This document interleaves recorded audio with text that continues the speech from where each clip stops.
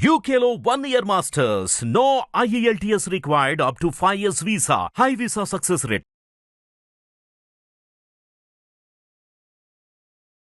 నమస్తే.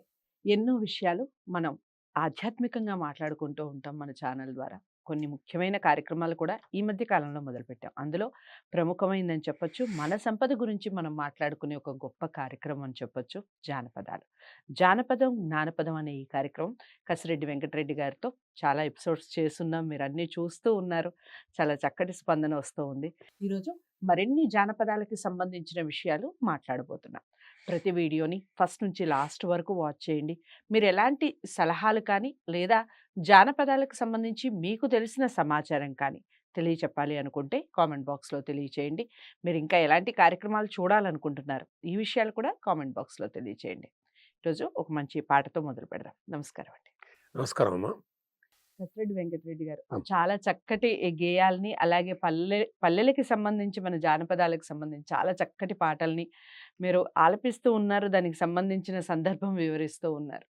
అలాంటి సందర్భాలే మామూలుగా ఎవ్వరికైనా ఉండాల్సిన ఒక సంపద ఏదైనా ఉంది అంటే అది బుద్ధి అండి. బుద్ధి ఉండాలి, మంచి బుద్ధి ఉండాలి. అది కూడా అదే కాకుండా సమయానికి తగ్గట్టుగా నడుచుకోవడం, ఆ తెలివితేటలు ఉండాలి. వయసుతో సంబంధం లేదు తెలివితేటలకి, విద్యతో సంబంధం లేదు తెలివితేటలకి. బ్రతక నేర్చిన తెలివితేటలు అని అంటూ ఉంటారు కదా ఇంట్లో కూడా వాడుక భాషలో. మరి అలాంటి బ్రతక నేర్చిన తెలివితేటలకి సంబంధించిన సందర్భం కానివ్వండి, పాట కానివ్వండి, ఏదైనా ఉందా దానికి సంబంధించి చెప్పండి. చాలా ఉన్నాయండి. చిన్న చిన్న కథలు కూడా ఉన్నాయి. ఓ ఓ ముసలమ్మకు ముగ్గురు పిల్లలు ఉంటారు. ఆ, ఈ ముగ్గురు పిల్లలు ఆమె అంటే ఆమె పెద్ద మనిషి అయి ఉంటుంది. ఉమ్, అయితే పక్కింట్లో భోజనానికి వెళ్ళి వస్తాము అంటే వెళ్ళిరండి ఆయన కడుపు నిండా తినరండి పంపిస్తుంది. ఉమ్, వాళ్ళు వచ్చిన తర్వాత కడుపు నిండా తినొచ్చారు కానీ ఈమె అడిగితే సమాధానం సరిగ్గా ఇవ్వడం లేదు. ఉమ్, ఓ అరుస్తూ కరుస్తూ మండిపోతూ పోతున్నాడు. ఓ, పోరా నువ్వు సూర్య వైపు అన్నది. అతను సూర్యుడయ్యాట. అయ్యో, ఆ, ఇక తర్వాత బిడ్డ వచ్చింది. ఉమ్, వచ్చే వరకు ధూమ్ ధామ్ అనుకుంటూ వచ్చేసింది. ఆ, వచ్చే వరకు ఈమె అడిగినప్పుడు బెరబెరవా తిరుగుతూ పోతుంది. పోయే సుడిగాలి అయిపో అన్నాడు. దాంతో సుడిగాలిగా మారిందట. ఉమ్, ఇక మూడో పిల్లవాడు వచ్చాడు. అమ్మమ్మ అమ్మ అని దగ్గరికి వచ్చేసి తన గోళ్ళల్లో ఇరుక్కొని తెచ్చుకున్నాడు అన్నం అన్నం గింజలు, ఉమ్, అన్నం మెతుకులు. వాటిని ఒక్కటొక్కటి తీసి తినమ్మా అని చంద్రయ్య చల్లగా బతుకురా అందంట. చంద్రుడయ్యట. అంటే ఇట్లాంటి చిన్న చిన్న కథలు వాళ్ళు చెప్పుకునేటటువంటివి అనండి. అంటే జానపదుల కథలు చిన్న కథలు కూడా ఇట్లాంటివి ఎన్నో ఉంటాయి. ఎంత గమ్మత్తైనటువంటి కథలు అని అంటే రావణాసురుడు చింతిస్తున్నట. ఎందుకు చింతిస్తున్నావు అని మండోదరి అడిగిందంట. సీతను తెస్తే నేను అనుకున్న విధంగా సీత నాకు అనుకూలంగా మారలేదు అని. అంటే అయితే ఎందుకు చింతించేది, రాముని వేషం నీకు అన్ని వేషాలు వేసుకోవస్తుంది కదా, ఇక చివరికి రాముని వేషం వేసుకొని పో అందంట. ఆ పని కూడా చేశానన్నట. అయితే ఏమైందని మండోదరి అడిగిందంట. రాముడు ఉండే దేహంలో కాముడు ఉండడం లేదు. ఇలాంటివి చిన్న చిన్నవేనండి. ఎన్ని కథలు ఉంటాయి పౌరాణిక సంబంధించినటువంటివి. కాబట్టి ఈ అదే విధంగా యుక్తితో బతకడము అనేటటువంటివి కూడా చెప్పేటటువంటి ఒక చిన్న గీతము. ఇది ఒక్క ముసలమ్మకు సంబంధించింది.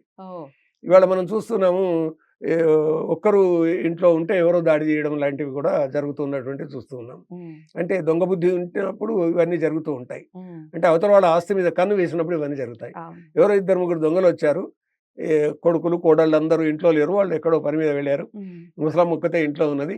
అప్పుడు ఆమె వాళ్ళు వచ్చి కాపు కాసి ఉన్నారని తెలుసుకుంది. అప్పుడు వీళ్ళింట్లో రాట్నం ఉంటుంది. ఆ రాట్నం ఎప్పుడు ఈమె ఉడుకుతూ ఉండేది. ఆ రాట్నం మీద పెట్టేసి ఆ రాట్నానికి చుట్టూ ఉండేటటువంటి కట్టెలను చెక్కలను ఆకులు అంటారు. ఆకులను మన్నా పన్యవా కొడుకా మాయమ్మ లేచి కూర్చున్నా. రెండోసారి కంట మారుస్తుంది ఆమెనే. ఆకులను మన్నా పన్యవా కొడుక లేదు మాయమ్మ లేచి కూర్చున్నాం. తిప్పుడు తిమ్మప్ప పన్యవా కొడుక లేదు మాయమ్మ లేచి కూర్చున్నాం. కదురు కన్నప్ప పన్యవా కొడుక లేదు మాయమ్మ లేచి కూర్చున్నాం. పత్తి పాపన్న పన్యవా కొడుక లేదు మాయమ్మ లేచి కూర్చున్నాం. దారం దానప్ప పన్యవా కొడుక లేదు మాయమ్మ లేచి కూర్చున్నా. మొదటిదేమో తన గొంతుతోటి అంటుంది. రెండోదేమో గొంతు పిల్లల మార్చే. గొంతు మార్చుకొని అంటుంది.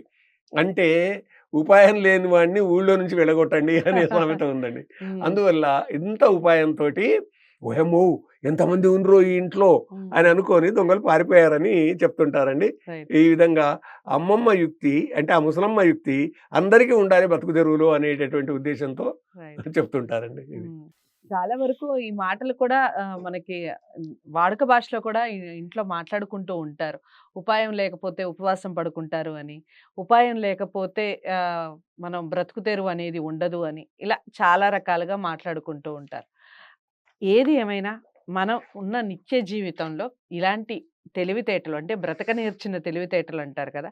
ఇవి ఉంటూనే జానపదానికి సంబంధించిన ఈ పాటలు ఏవైతే ఉన్నాయో అందరికీ తెలియాలి. ఎందుకంటే ఇది మన సంపద కాబట్టి, మన పాటలు కాబట్టి. ఎక్కడెక్కడో పాటలు, ఏవేవో మ్యూజిక్‌లు అన్నీ వింటూ ఉన్నాం మనం. వెస్టర్న్ మ్యూజిక్ అంటున్నాం. ఇవన్నీ కూడా ఇవి మన పాటలు, మన పల్లె పాటలు. మరి అందరికీ తెలియాలి. ఇలాంటి సంపద ఒకటి మనకు ఉంది. మనకి మాత్రమే సొంతమైన సంపద ఉంది అని అందరికీ తెలియాలి. తెలియాలి అంటే మరి మీరు ఏం చేయాలి? అన్ ఇలాంటి పాటల్ని లైక్ చేసి అందరికీ షేర్ చేయండి. ఛానల్‌ని సబ్స్క్రైబ్ చేసుకోండి. మరో మంచి ఎపిసోడ్‌తో, మరో మంచి గేయంతో మళ్ళీ మీ ముందుకొస్తాను. నమస్తే.